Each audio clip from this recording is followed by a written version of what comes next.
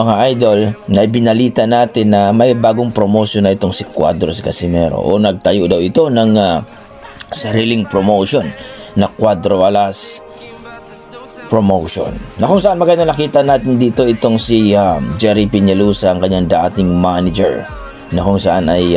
kaibigan ni Sean Gibbons yan. So hindi natin alam mga idol na nagkasundo na ito, na kung saan ay gaya ng sinabi natin mga idol na humingi ito ng tulong ang ating pambato dito kay Manny Pacquiao, na kung saan hindi man direct na sinabi niya ni Cuadro Alas na kay Manny Pacquiao, pero dito pinahiwatig dito na gusto niya itong bumalik sa impi sa pangalaga ni Sean Gibbons. Tandaan natin mga idol na si Sean Gibbons lamang ang